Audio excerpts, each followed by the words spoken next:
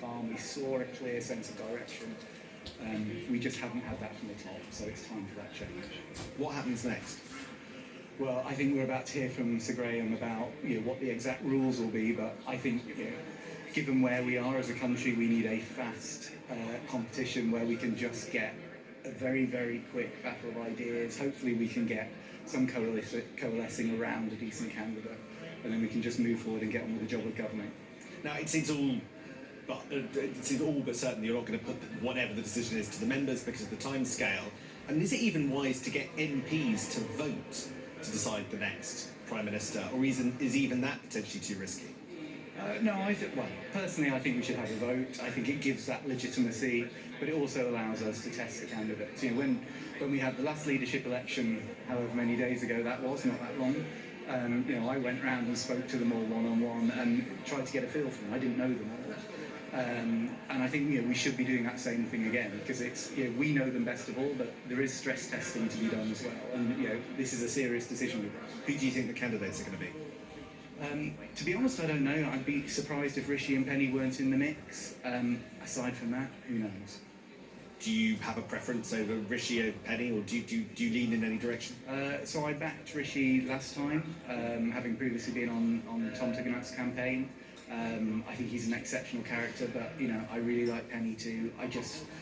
Frankly, I want to see a government of the talents, of left and right coming together, people who've got deep experience back in cabinet, just governing the country for the best of the country.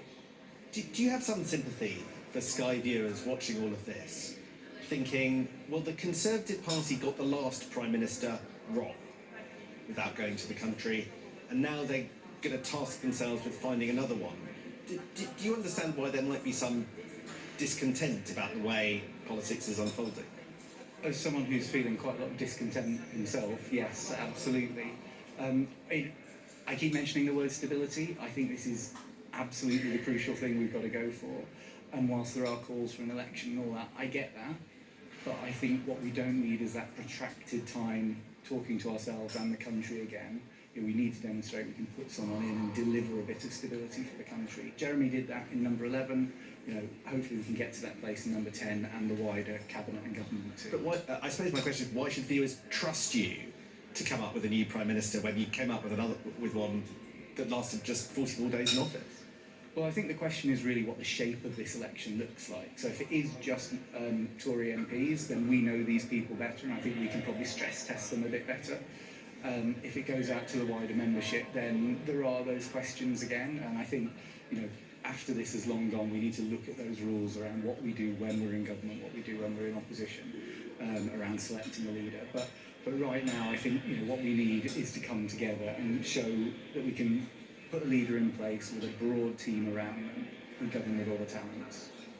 Thank you very much indeed, Simon. So there you have it. It's a call for stability from a Tory MP, honest that things have not gone in the way that viewers, voters might want. And I understand that we're now joined by Paul Bristow, another Conservative MP. What do you make of this morning? Well, it's an extraordinary day in politics. But, I went to my constituency at the weekend, and I always want to talk to my constituents and see how they feel. And I went to Diwali, I went to the Great Eastern Run, I even did some campaigning. And the strong message that I got was, bring back Boris Johnson. I stood in a by-election 6 months before Boris Johnson, we won that historic mandate, that election. I came third. We were 19 points behind in the polls before Boris Johnson became Prime Minister. We're facing a similar situation now. Now, I don't know what the situation's going to be. I don't know the rules. I don't even know if Boris Johnson wants to stand. But we need an election winner, and we had an election winner. And so as far as I'm concerned, I listened to my constituents, and their message was, bring back Boris. Do you think many Conservative MPs agree with you? Well, the Conservative members certainly agree with me. We saw the members earlier on. It said that Boris Johnson was the most popular. Look, it's about making sure that we win as many seats as we possibly can, we get back to good government, and we get back on the right track. Boris Johnson's got a mandate from the members, he's got a mandate from the country. If Boris Johnson wants to do this, my constituents clearly want Boris to do this. I think it would be a fine choice, but as I say, I don't know what the situation is. I don't know even if he wants it. Do you not think that viewers, voters might just raise one eyebrow that a Prime Minister that was ousted by the Conservative Party because they were ashamed of him and didn't think that he upheld the necessary standards of high office, should then be brought back because you're in a fix? Well, Sam, I never wanted Boris to go in the first place, and you've nailed it. We are in a fix, and the last time we were in a fix, Boris Johnson got us out of that fix. I hope he can do it again. Do you think it's realistic, though? It is a name that is mentioned a bit around here, but what's wrong with a fresh face? What's wrong with a Rishi Sunak or a Penny Mordaunt? Well, I don't know what's going to happen, and I'm not going to comment on any individual candidates. Let's just see what the situation is. But what is clear, we've got someone who's got a mandate from the members of our party already. We've got Do you really think he's still got a mandate, given that he has been ejected and therefore is not Prime Minister, and therefore, the Conservative Party chose to defenestrate him and he's not Prime Minister anymore? That mandate expired. Well, that was a historic win he got from the country in December 2019. It wasn't that long ago.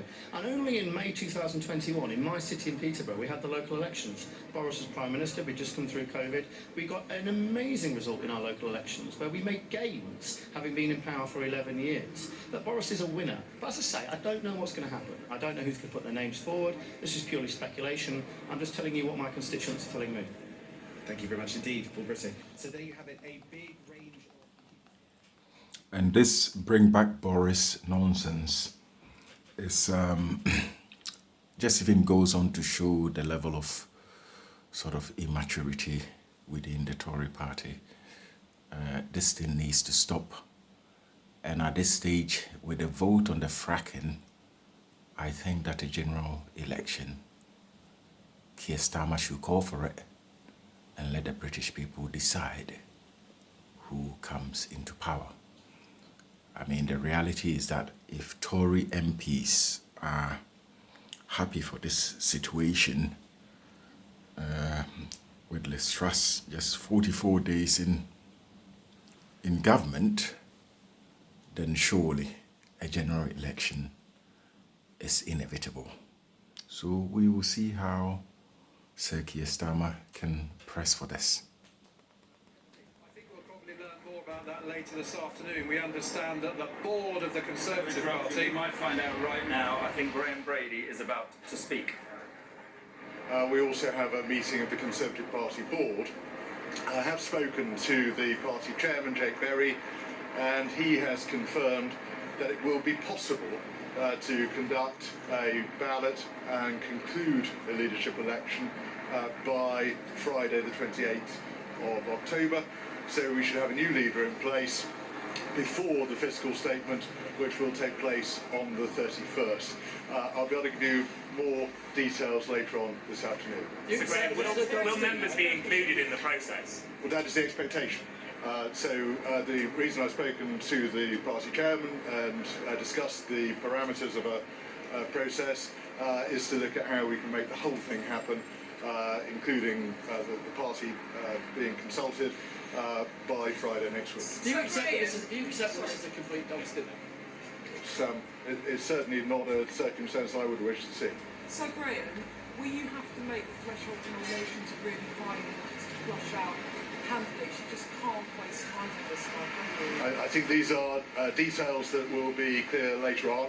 I haven't got any more detail to share with you now, but there will be some clarity later this afternoon. How disappointed are you? Just one more question. How disappointed are you in this? This is the third Prime Minister in 4 months. The public must be looking at this thinking, what on earth is going on? This is the governing party. Absolutely, absolutely, and I think we're deeply conscious of the imperative in the national interest of resolving this clearly and quickly. So they're not just be a general election, Sir Graham. They're not just be a general election. How can you continue to keep clearly, the next clearly Prime Minister? isn't a matter for me. Will there definitely be two candidates going forward to the membership? The party rules say there will be two candidates unless there is only one candidate. So if somebody drops out, it could only be one. If there is only one candidate, there is only one candidate.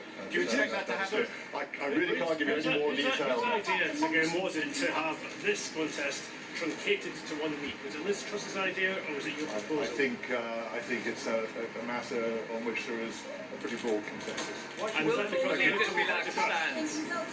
Thank you. Eli. Thank you. Eli.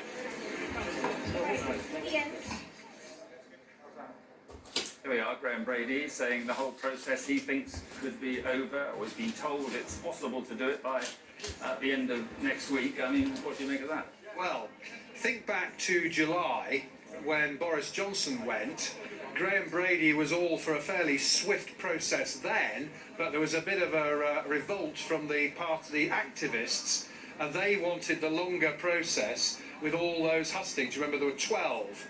Now, the Conservative Party board is meeting later this afternoon, and they may dig their heels in and say, no, you can't freeze out the members, because and of course the members will feel cheated, of course, by what's happened here, because the members voted for Liz Truss, and it's entirely possible that they may say, we want a say. Now, at the moment, I can tell you that Rishi Sunak is the overwhelming favourite with the bookmakers.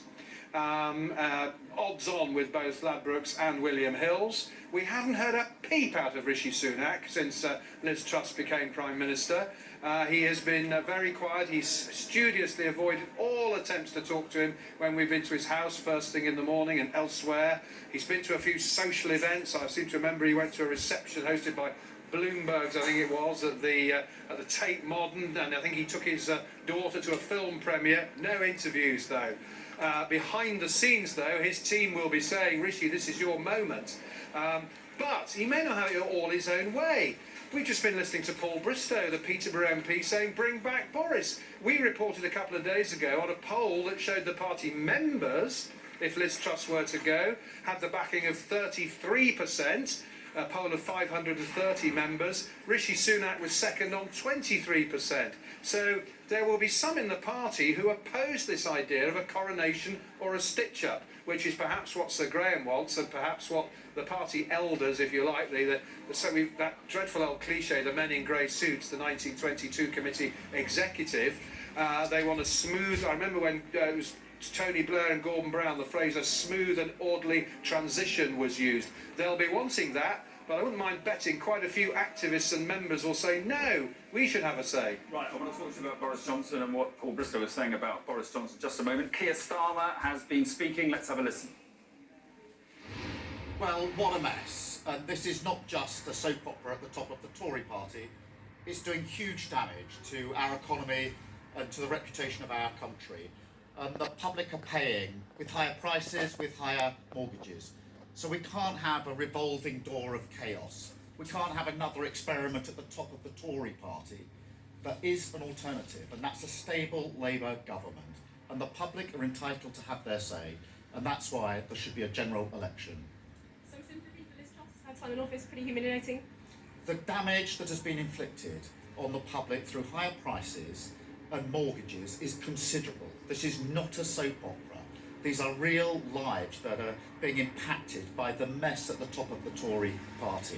We've had this revolving door. We've had these experiments at the top of the Tory party. The public are entitled to choose between this utter chaos and a Labour Party which will stabilise the economy and have got a clear plan for growth, for living standards and for jobs of the future. We need a general election so the public can make their mind up about this utter chaos. Isn't there an argument that a general election might actually prolong the instability to an outcome of that general election? Do we need more instability now, or just a chance for a clean state and just to stabilise the ship? The risk at the moment is continuing with this chaos, not having a stable Labour government. So that's why there should be a general election. We can't just allow the Tory party to keep putting up the next candidate in the middle of this chaos. There is a choice. There's a Labour Party that's capable of stabilising the economy, has a clear plan, and the public are entitled to choose between that stable Labour government and this utter chaos of the Conservatives. Are you ready for government? This is not the context you would have wanted to take over. We are ready to form a government to stabilise the economy and implement a real plan for growth, for living standards, to help people through a cost of living crisis. And that's the choice now, a stable Labour government or this utter chaos from the Conservatives. Brilliant, thanks so much. We asked Keir Starmer predictably calling for an election. I think for the first time, I couldn't agree more with Sir Keir Starmer. He looks like he's ready for the job. The chaos, hopefully he will be able to ban this fracking business once again. And he seems to have sort of a better control over the MPs within his party. And so a general election is imminent. I think there has been enough of this Tory pushing leaders in and out the back door from 2019, thereabout, with Theresa May coming in, Boris Johnson coming in. It's, I think, it's enough. So we shall see how Sir Keir Starmer can push for this general election.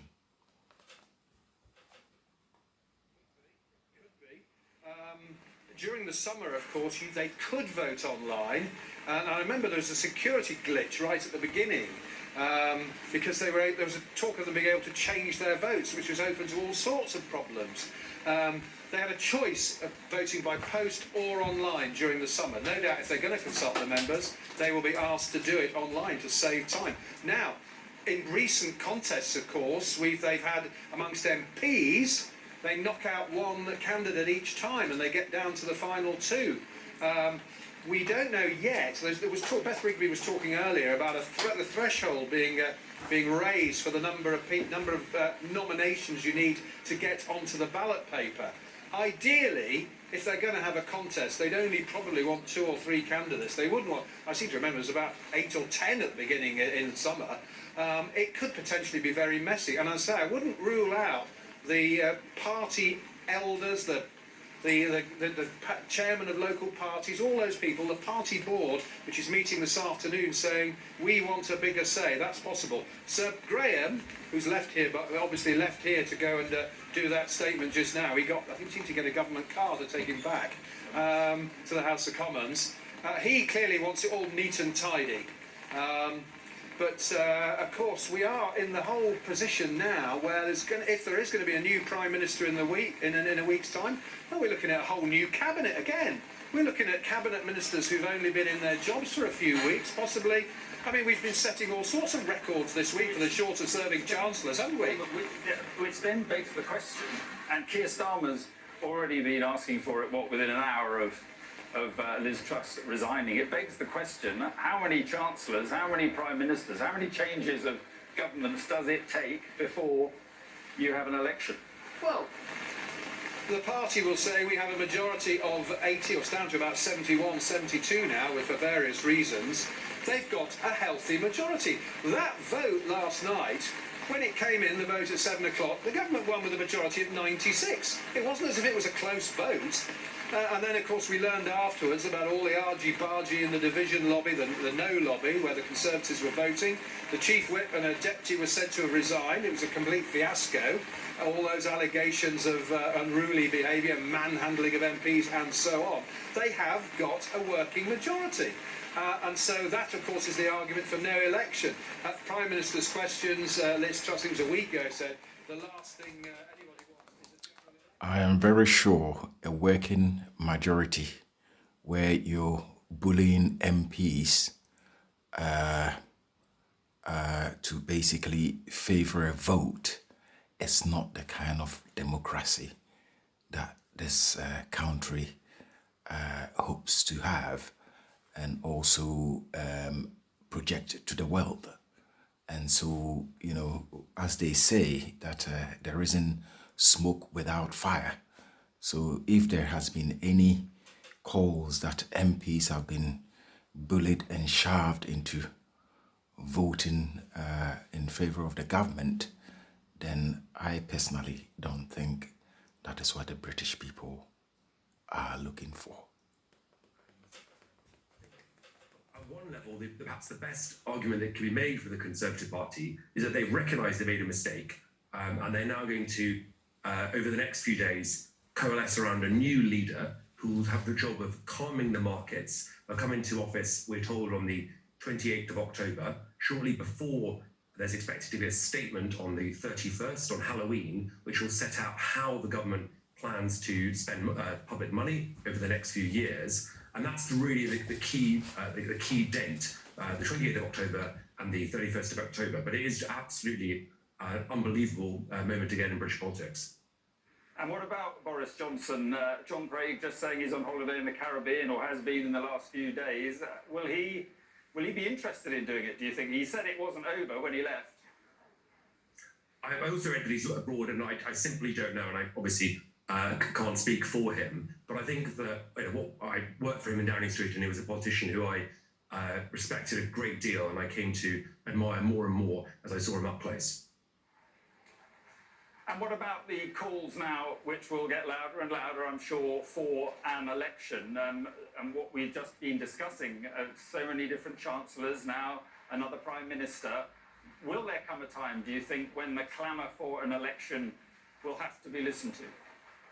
I think obviously there's going to be a lot of demands for election from the Labour Party, from the Scottish National Party and so on. But it's not the opposition parties that can demand an election. That's a matter for the governing party. I think exactly as John was saying, there's clearly the potential for a new leader to form a stable majority. It's about 70 now, the Conservative majority, give or take a few MPs. And I think that a new leader should be able to win votes on supply and confidence.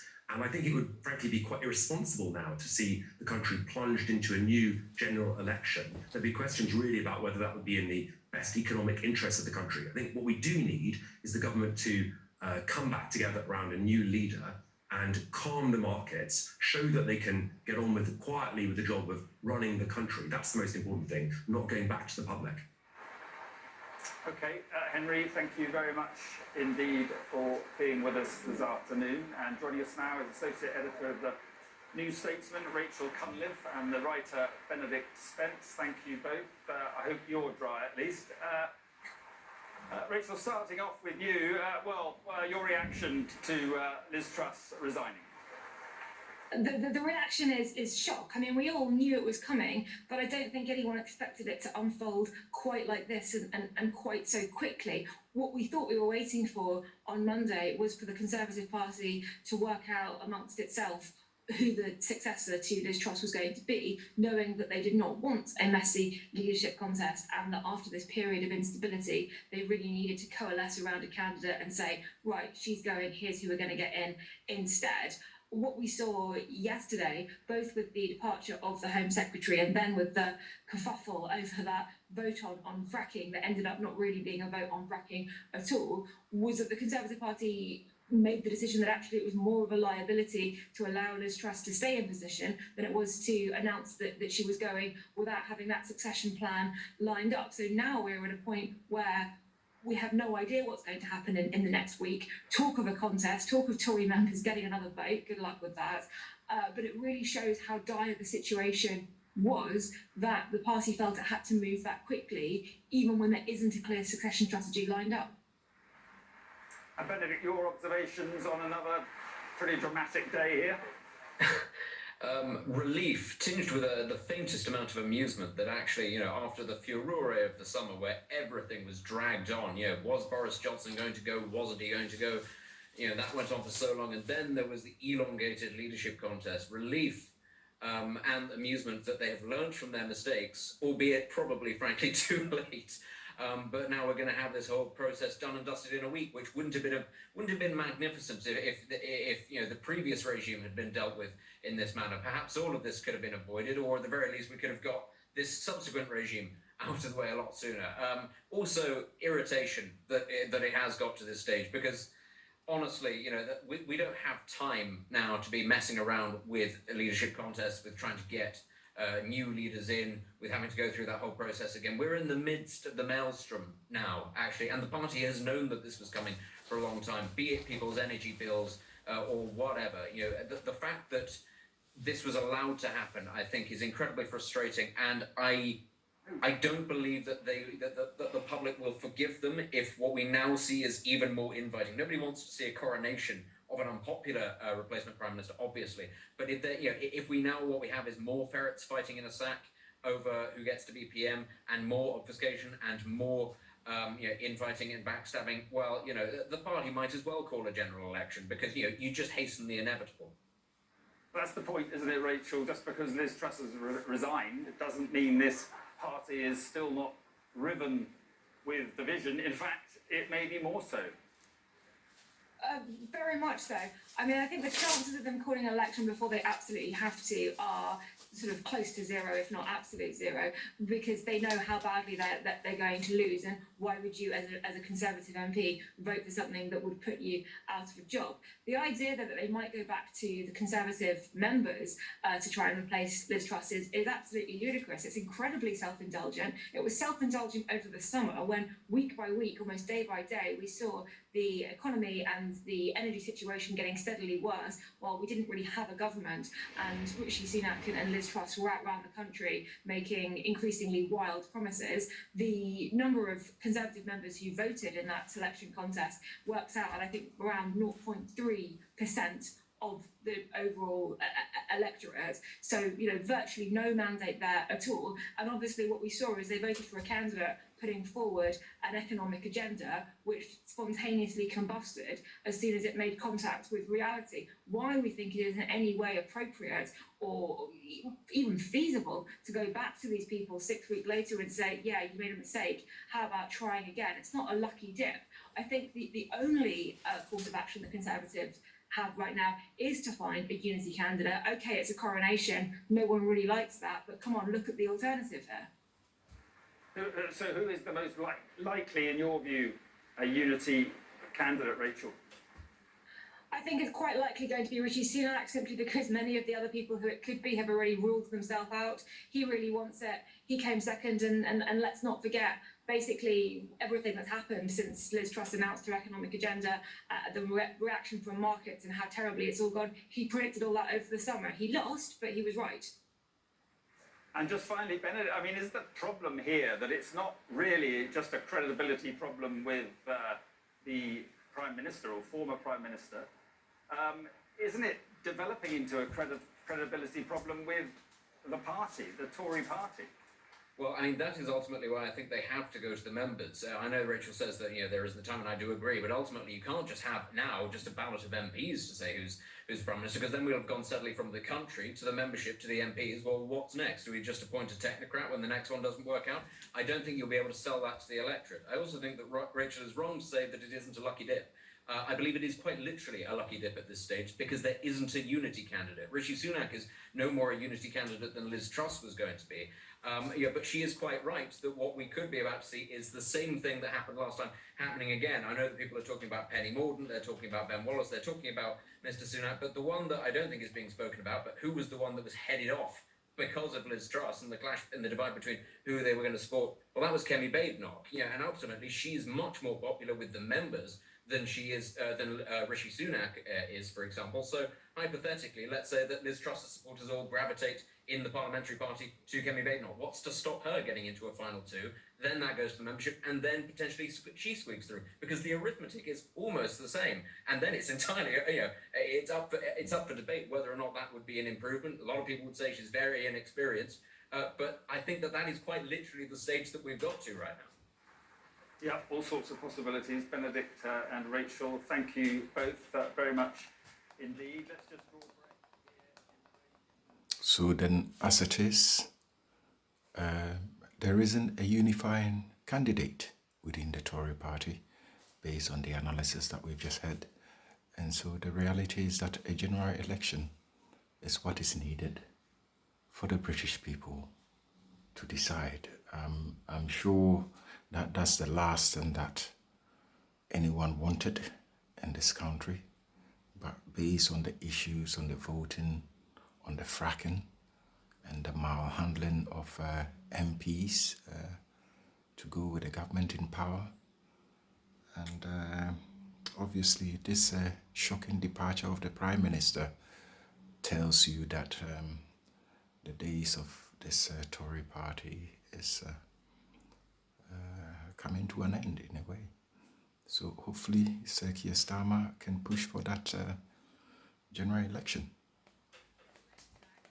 High growth economy that would take advantage of the freedoms of Brexit. I recognise, though, given the situation, I cannot deliver the mandate on which I was elected by the Conservative Party. I have therefore spoken to His Majesty the King to notify him that I am resigning as leader of the Conservative Party. This morning I met the chairman of the 1922 committee, Sir Graham Brady. We've agreed that there will be a leadership election to be completed within the next week. This will ensure that we remain on a path to deliver our fiscal plans and maintain our country's economic stability and national security. I will remain as Prime Minister until a successor has been chosen. Thank you.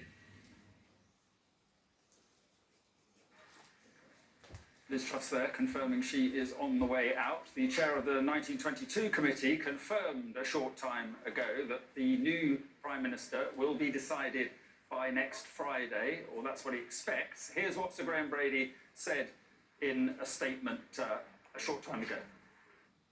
I'll be meeting with the officers of the 22 and the executive later this afternoon. We also have a meeting of the Conservative Party board. I have spoken to the party chairman, Jake Berry, and he has confirmed that it will be possible to conduct a ballot and conclude a leadership election by Friday the 28th of October. So we should have a new leader in place before the fiscal statement, which will take place on the 31st. I'll be able to give you more details later on this afternoon. Graham Brady there kicking off yet another leadership election. The Labour leader, Sir Keir Starmer, well, he's reacted to the Prime Minister's resignation and demanded a general election. Well, what a mess. And this is not just a soap opera at the top of the Tory party. It's doing huge damage to our economy and to the reputation of our country. And the public are paying with higher prices, with higher mortgages. So we can't have a revolving door of chaos. We can't have another experiment at the top of the Tory party. There is an alternative, and that's a stable Labour government. And the public are entitled to have their say, and that's why there should be a general election. Some sympathy for Liz Truss, her time in office pretty humiliating. The damage that has been inflicted on the public through higher prices and mortgages is considerable. This is not a soap opera. These are real lives that are being impacted by the mess at the top of the Tory party. We've had this revolving door. We've had these experiments at the top of the Tory party. The public are entitled to choose between this utter chaos and a Labour Party which will stabilise the economy and have got a clear plan for growth, for living standards and for jobs of the future. Isn't there an argument that a general election might actually prolong the instability to an outcome of that general election? Do we need more instability now, or just a chance for a clean state and just to stabilise the ship? The risk at the moment is continuing with this chaos, not having a stable Labour government. So that's why there should be a general election. We can't just allow the Tory party to keep putting up the next candidate in the middle of this chaos. There is a choice. There's a Labour Party that's capable of stabilising the economy, has a clear plan, and the public are entitled to choose between that stable Labour government and this utter chaos of the Conservatives. Are you ready for government? This is not the context you would have wanted to take over. We are ready to form a government to stabilise the economy and implement a real plan for growth, for living standards, to help people through a cost of living crisis. And that's the choice now, a stable Labour government or this utter the Conservatives.